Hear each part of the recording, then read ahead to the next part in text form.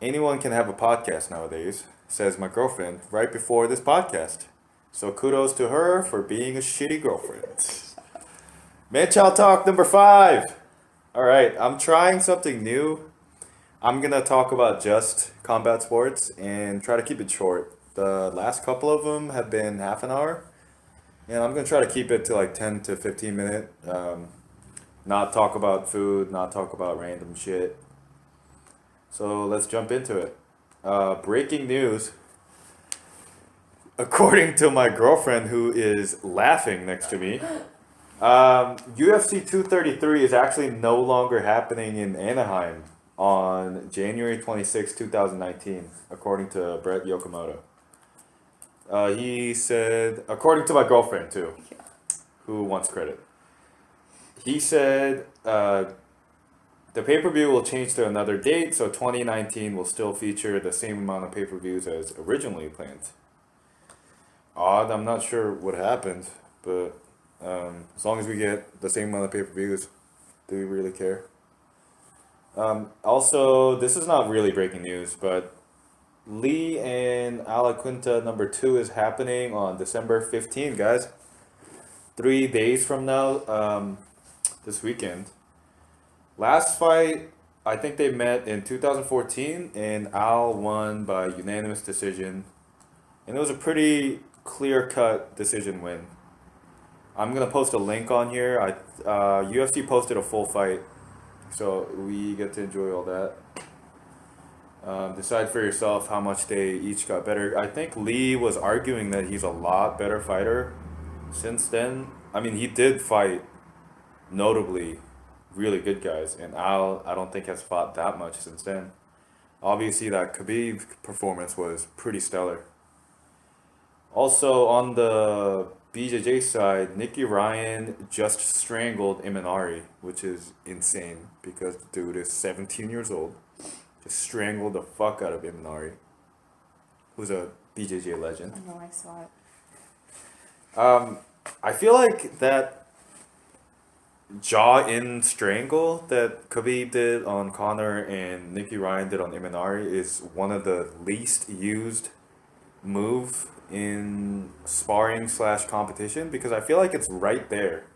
You just smash their chin in and then you just strangle it pretty much.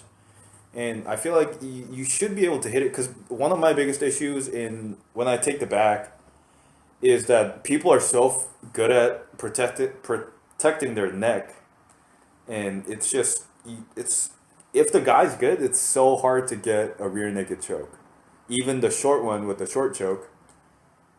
So why not go for the jaw in choke? I feel like it's right there. Other than the fact that you're trying to be nice to your training partner, why don't we do it in competition? I think that the Nicky Ryan case was a perfect example of that. Also, I mentioned that I'm going to talk about combat sports other than UFC, so here it is. ONE FC posted a video of all their notable fights in 2018. This is a pretty cool video. It's like an hour long highlight reel of a lot of people in ONE FC. Shout out to Angela Lee, Korean lady in atom weight, champion over there.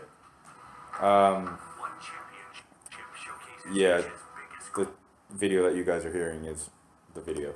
I'm gonna post it on the description so you guys can see that. And talking about new fighters on the other side, how about Tank Abbott dying 5 times? Tank Abbott, let's see, Tank Abbott, if my computer will pull this up. So UFC legend Tank Abbott recently spent 107 days in the ICU after suffering multiple strokes, then getting a liver transplant, and died 5 times in the operating table. He's alive and recovering nicely. And there's a video of him talking about it. He looks, I don't even know what to say. He looks very different. I'm not even sure if he looks better. I'm not even sure if he looks worse. This was posted on RMMA by IQ Wrestler. So shout out to IQ Wrestler. IQ Wrestler. it's crazy to see old guys kind of slowly shrivel down to a shell of what they used to be. Abbott, for those of you guys who know, was a force. He was knocking everybody out. And I'm sure all these surgeries have to do something with the fact that he was a big fat man. Um, Talking about user Arvit on Reddit is making every finish, he calls. It's a video. Pretty much, it's a compilation of a specific fighter and every single finish of that specific fighter. He describes it as, let's see, every finish will be what the name suggests. It's X fighters of UFC, WC, Strikeforce, and Pride. It'll be in chronological, starting in the early days and going all the way up to their most recent finish. And he's gonna post it twice a week, Tuesdays and Fridays. And shout out to Ryvit, it's really awesome. His first episode is about Cowboy Cerrone, and it was really cool to see his every single one of his finishes in order. And definitely check it out. This was posted last week, so he probably posted a couple more since then. I haven't seen those yet. I'm gonna check it out too. It was user Arvid. So more on the depressing side of UFC. 41% of UFC's fighter took home less than the average US household income, which is 45K in 2018, and nearly 25% made less than $25,000, guys. 131 out of 537. This was posted by HowieLongShort. So credits to HowieLongShort. It's pretty crazy, staggering stat. On average, UFC fighters took home 132K, but that's because of George St. Pierre, Connor, and all those high people. It's pretty crazy to see UFC fighters making pretty much. That's poverty money, really. That's crazy. Makes you think twice about the career, but it's pretty awesome read for those of you guys who are interested in fighter pay and air quote handouts that some people think fighters want with their union. It seems like the union is pretty important. It's been said that Connor wants to back something like that in the future, but we'll see. It seems like they're gonna need someone really famous and really popular to get some leverage on UFC. And that kind of sums it up for the combat sports. I didn't know I was going to talk about it so fast. I guess I talked with a purpose. So, just to talk about some random shit. So I work out at Planet Fitness, right? No lungs. Hashtag no lungs. So I work out at Planet Fitness, and I was working out today, and I do a lot of supersets because I don't like being in the gym for like 2 hours. And right now I'm training 3 times a day. So I don't want to be in the gym for fucking 7 hours total. So I try to do it as quick as possible. And I was doing a rear fly machine. And since that's one of the most popular machine in the gym, apparently, Planet Fitness decided to have only one of it. And I was doing it, and this old guy, I feel the need to mention that this old guy was out of shape, and he looked like he'd never worked out in his life. Fat, but no judgment.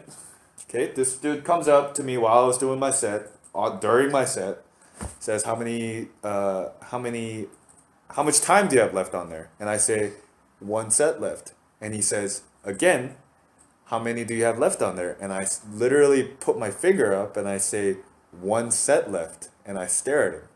And he goes, how many reps do you have left on there? And I go, oh, that's a weird question. I have 10 more reps. But I'm actually supersetting, so I'm not on this machine. So I'm going to go to the next machine so you can work in. And he says, no, this is fine. I'm going to talk with my friend who's over there. Cool. And I go to the next machine, and I start working out. And when I'm done with my set, I walk over to the rear fly machine.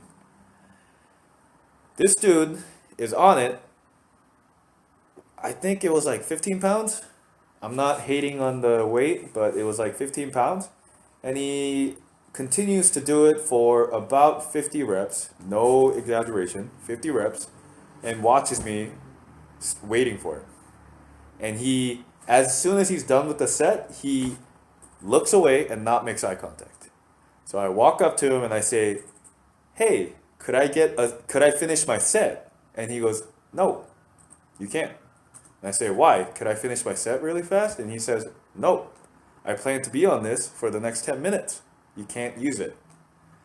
And I go, "Okay, my set will be a minute. I need to do 10 reps, just like I told you before." And he stares at me, and begrudgingly he says, "Fine, do it. Do it fast." And I say, "All right." And I jump on it, and what does this dude do? Talks to me the entire time. And I'm doing it, and he explains, actually he asks, "Why did you get off the machine?" And I said, "Because I'm doing a superset, and I'm going to that machine, and I'm coming back to this machine. I told you I'm doing a superset." And then he goes, "You shouldn't have left." And I said, "Fine. Mind you, I'm still exercising. I'm still doing the rear fly." And this guy continues while I'm exercising to explain his workout. And now he's saying why he needs to spend the next 10 minutes and why he doesn't like that I'm intruding on his routine. And as soon as I'm done, I say, "Here it is." And I offer to move the weight back because he was working with like 15 pounds. And he says it's fine. And he tries to talk to me, and I book out of there.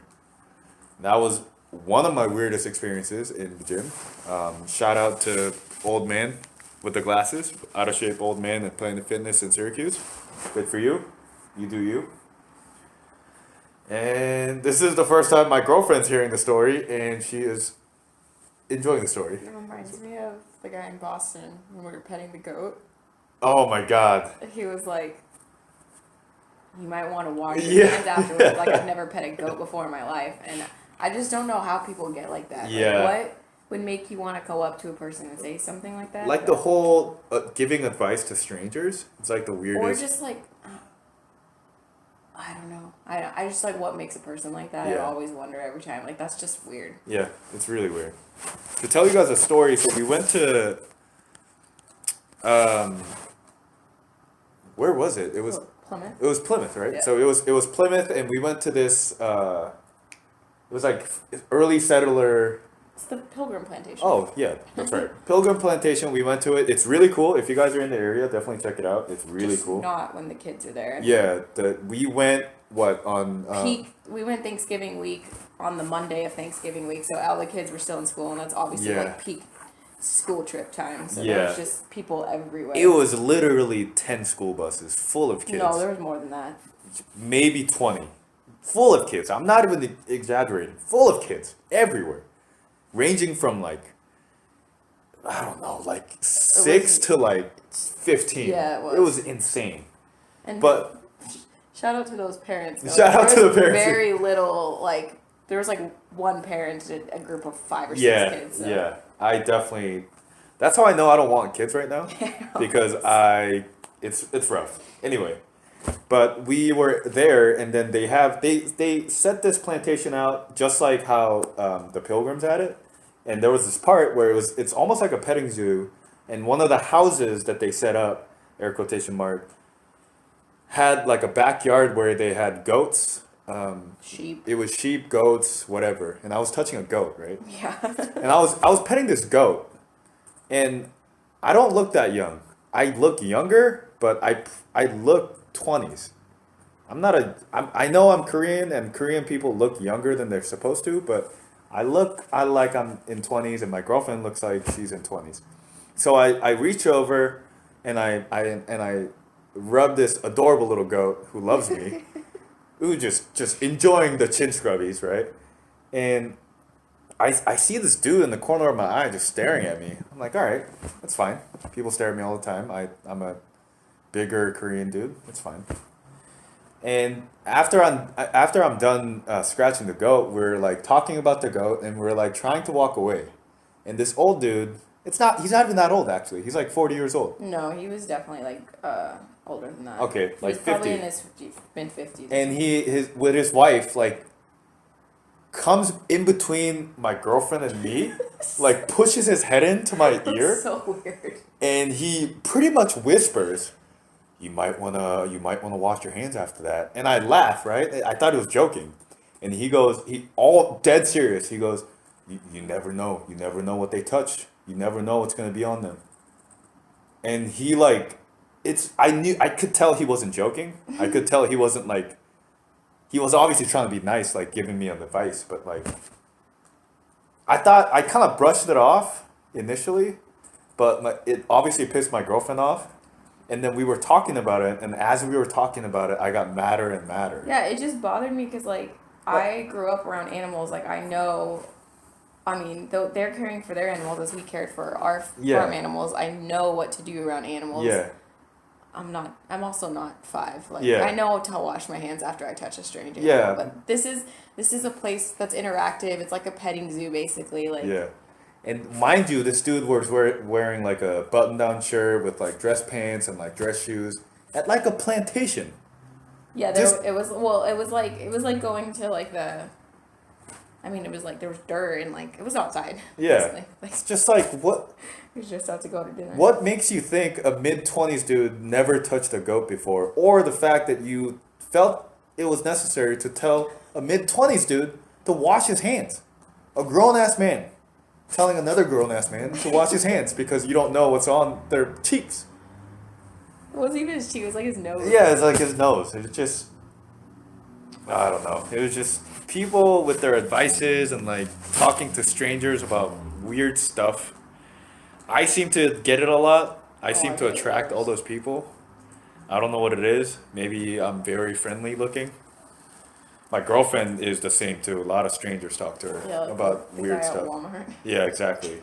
We won't go into that, but No. seems like I ranted about the GOAT guy and the Planet Fitness guy too much. But like usual, I'm gonna post everything that I talked about in regards to combat on the description.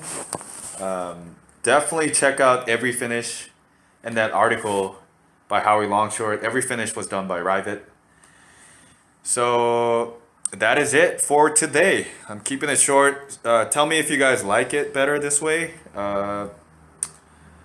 Instead of talking about everything for a longer time, I decided to kind of cut it down. That's it for today. See you guys next time.